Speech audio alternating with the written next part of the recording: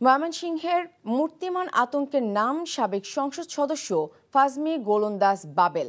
ময়মনসিংহ 10 আসনের মানুষ এখনও তার নাম শুনলে ভয় পায়, কারণ হাসিনার শাসনামলে বিরোধী দলের নেতাকর্মীদের ওপর অমানসিক নির্যাতন চালাতো এই কুখ্যাত বাবেল।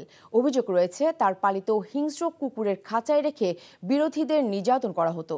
সংসদ সদস্য থাকাকালে অঢেল সম্পত্তির মালিক হয়েছেন বাবেল। 5 আগস্টের পর পরিবারসহ আত্মগোপনে চলে যায় এই কুখ্যাত মানুষটি। তাকে দেশে এনে বিচারের দাবি জানিয়েছে এলাকাবাসী।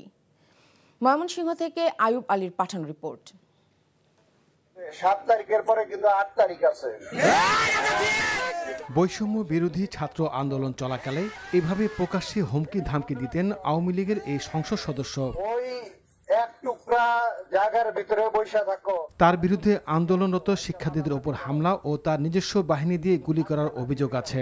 বিনা প্রতিদ্বন্দ্বিতায় 3 বার ময়মনসিংহ 10 আসন থেকে সংসদ সদস্য নির্বাচিত হয়ে একচ্ছত্র আধিপত্য গড়ে তোলেন এলাকায়। ওই আসনের নিজেকে ডন মনে করতেন বাবেল। এই ঈদে জামা জুতো অ্যাকসেসরিজের ডিসকাউন্ট।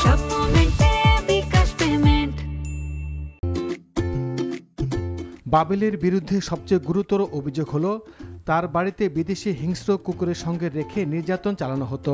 5 আগস্টের পর উত্তেজিত জনতা বাবেলের বাড়ি ঘরে আগুন ধরিয়ে দেয়। বাবেল গ্রুমতাজের নেতৃত্বে সন্ত্রাসী বাবেল গ্রুমতাজ তাদের নেতৃত্বে আমার বাড়িঘর 200-300 লোক এসে আমার বাড়িঘর তছনছ করেছে। আক্রমণ করে আমাকে কুপাইছে, ইচ্ছা মরণে কুপাইছে, মাথায় পায়ে শরীরে সারা শরীরে বাইরেছে, কুপাই আমার মাইরা তারপরে ফালায় রেখে গেছে। আওয়ামী লীগের কিছু সন্ত্রাস বাহিনী 6,40,000 টাকা নিছে, 2টা ফোন দিছে, আমার এরপরে কুপাইছে, আমার হাতে রকাইটে দিছে। বিরোধী মত ও এলাকায় আতঙ্ক তৈরি করতে ছিল তার নিজস্ব বাহিনী।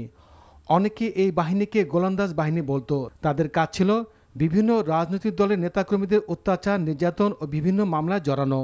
বিএনপির অনেক নেতার ব্যবসা প্রতিষ্ঠান এবং বাড়িঘর দখলের অভিযোগ এই বাহিনীর বিরুদ্ধে। আমার বাড়িঘর আমার সহ গফরগাঁও পৌরসভার প্রায় 8টা বাড়ি ভাঙচুর করা হয়েছে। তার মধ্যে আমি আমার senior joint convener Abdul Salam, Gafur Hasan, Zahid Hasan Swapan, আলামিন জনি, যুবদল নেতা সুমন, যুবদল নেতা সুশান সহ আমার জয়েন্ট কনভেনার সায়েম সহ প্রায় 8টা বাড়ি গফরগাঁও পৌরসভার ভাঙচুর করা হয়েছে। রাজনৈতিক কর্মকাণ্ড পরিচালনা করা তো দূরের কথা, এখানে ভাস করায় দূর হচ্ছিল। তারা যাদেরকে রাজনৈতিক নেতা কর্মী হিসেবে মানুষ জানে চিনে, তারা এলাকায় আক্রমণের ভয়ে, প্রাণ বাঁচানোর ভয়ে এলাকায় আসতে পারতেন না।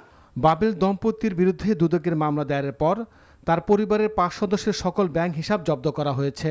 দেশ ও বিদেশে নামে বেনামে অবৈধভাবে গড়ে তোলা অঢেল সম্পদের খোঁজে মাঠে নেমেছে দুর্নীতি দমন কমিশন।